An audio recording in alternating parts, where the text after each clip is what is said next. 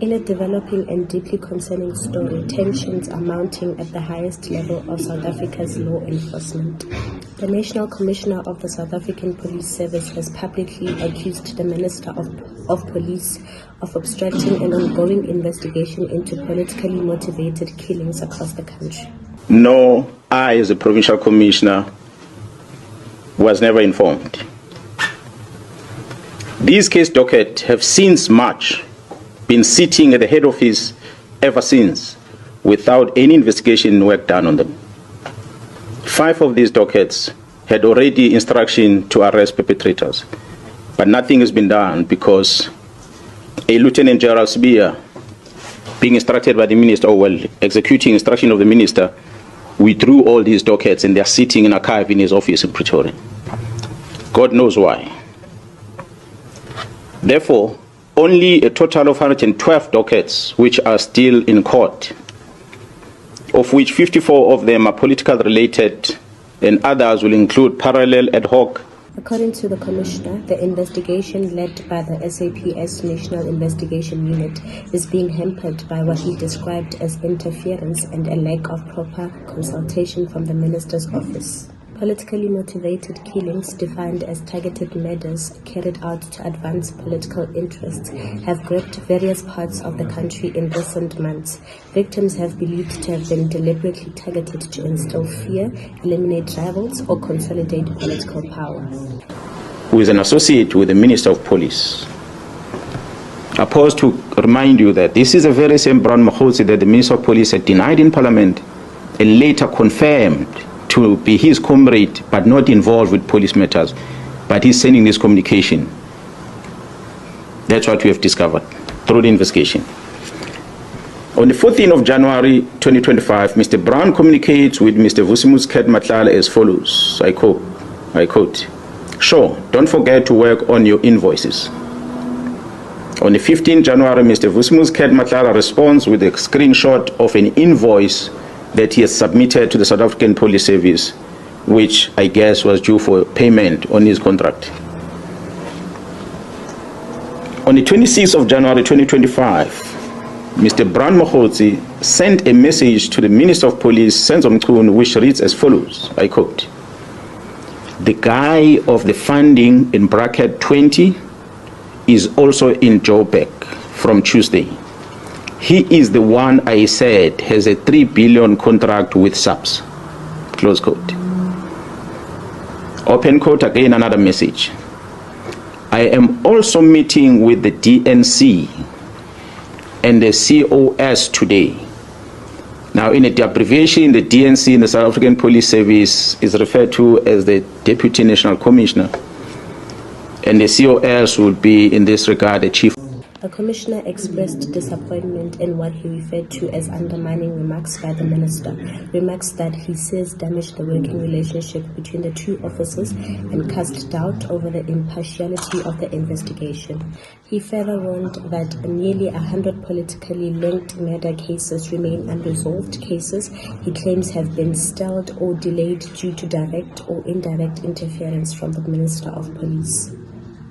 The police minister has since refuted these allegations, denying any efforts to derail the probe. However, the public rift between two of the country's top security officials raises serious questions about the independence and integrity of law enforcement processes in politically sensitive cases. Analysts warn that any credible obstruction in such investigations could have far-reaching consequences, not only for justice, but for public trust in state institutions.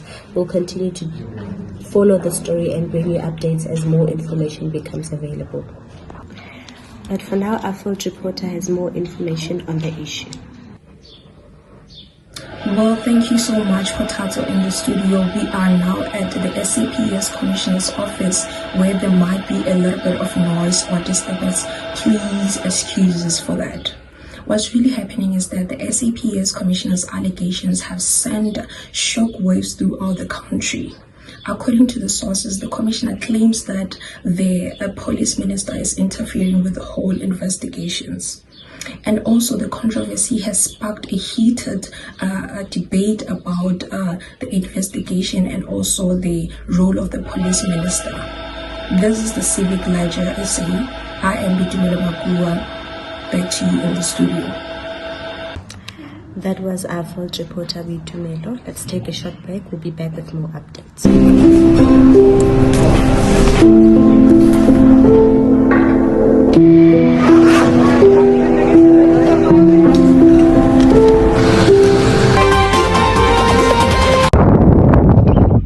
I'm Sharon Rowland of Civic Ledger SA, downtown Polokwane, asking one of the citizens here what they think about the fact that the subs-commissioner accuses police minister of derailing probe into political killings publicity. Let's hear what the citizens have to say about this.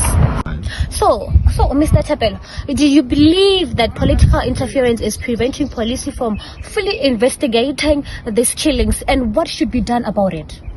Yes, I believe political interference in police investigations, justice hasn't been served for the victims.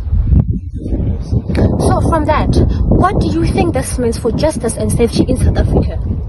For justice, I think the investigation should be thoroughly investigated, and those who are responsible should be held accountable.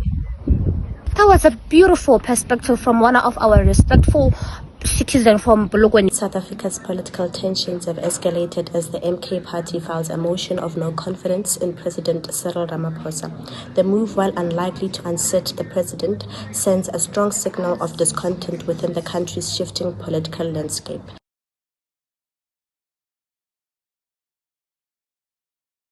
At the heart of the dispute is Ramaphosa's refusal to dismiss Minister Senzo Mchunu. The MK party claims Mchunu remains in office only because of presidential protection despite internal ANC processes and a pre-election agreement. This motion highlights ongoing tension between the MK faction and the ANC, a strain that dates back to the 2021 local government elections. The MK's objective here appears to be less about removing Ramaphosa and more about drawing attention to unresolved grievances and asserting political pressure. Lieutenant General Mkhwanazi alleged that the Minister of Police had interfered with sensitive police investigations and colluded with business people, including a murder accused, to disband the political killings task team based in KwaZulu-Natal. Now, these allegations are serious. They are also untested. It is therefore necessary that we establish the facts through an independent, credible, and thorough process so that we can ensure that there is accountability as well as safeguard public confidence in the police service. It is therefore strange that some people have voiced strong opposition to the establishment of this inquiry. Right now we will be speaking with Mr. Patlela, Inspector, political analyst. I'll be asking him a few questions. Good evening, Mr. Patlela.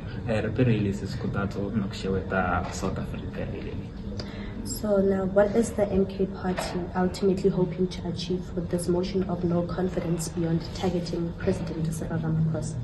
On that one, I think what the MK party is trying to do, they are just trying to destabilize the president, unfit for his job. Hence, we have political parties like EFF, DA, nothing like that. Okay, now, do you believe President Ramaphosa's continued support for Mchunu shows a strong leadership or exposes political weakness?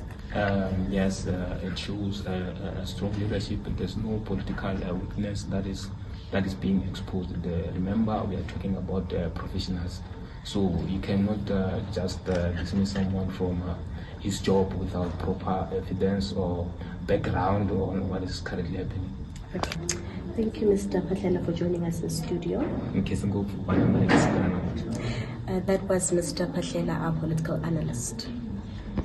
A diplomatic storm is brewing between Washington and Pretoria. The United States Congress is currently considering a bill that would impose sanctions on South Africa, a move that could mark a significant low point in U.S.-South Africa relations.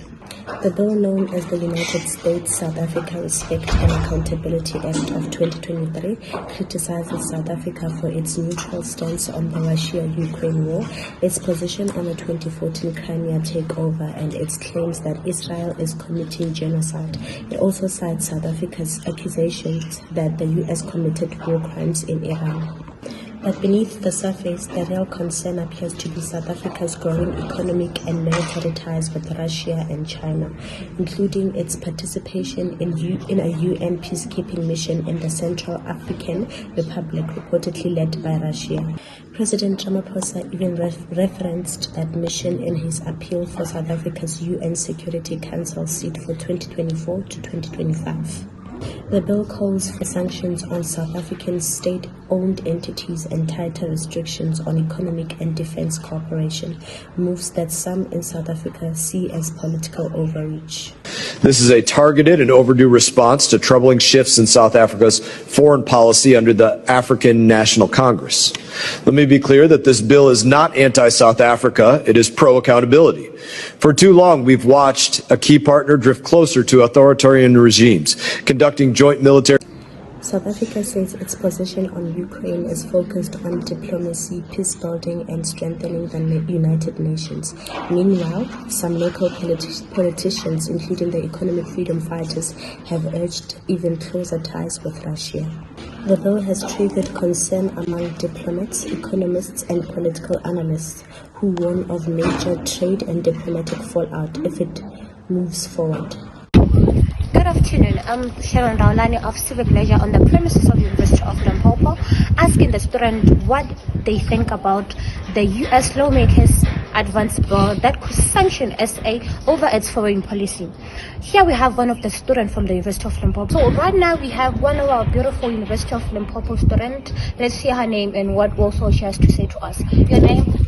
I'm Wabeka Tlhago. So how could the USA sanction impact SA's companies, especially state-owned companies? South African company operation could face a reduction when coming to foreign countries' investment and funding. We have to remember that a lot of our companies in South Africa are founded through foreign companies, which improvise the job opportunities which we have, and this could lead to job losses. And in this particular challenge we are facing, we can end up having the challenge of high unemployment rate. That was good. So my second question will be, what effect might be on SA's trade policies with the US and other countries? These sanctions would limit access to foreign direct investment. When we come into this, we will come to the impact that a lot of our businesses which are funded will suffer, and then we will have to check again the high rate of imports and exports that we'll be facing in our countries, and other companies of our countries will have challenges when coming to marketing across the global. Because we have to remember that this sanction will not only affect our countries or only with US country, we also have to consider other countries which will have a low self-confidence when coming to found our companies. That was a beautiful intake from one of the University of Limpopo students. As South African faces pressure from a global superpower, the voices here reflects a deep tension between history principle and economic survival. One thing is clear, the road ahead for our foreign policy won't be walked in silence. Back to you in the studio. As the bill advances in the U.S. Congress, its potential impact on South Africa's economic and international standing is being watched closely, both at home and abroad. We'll continue to follow the story as it develops.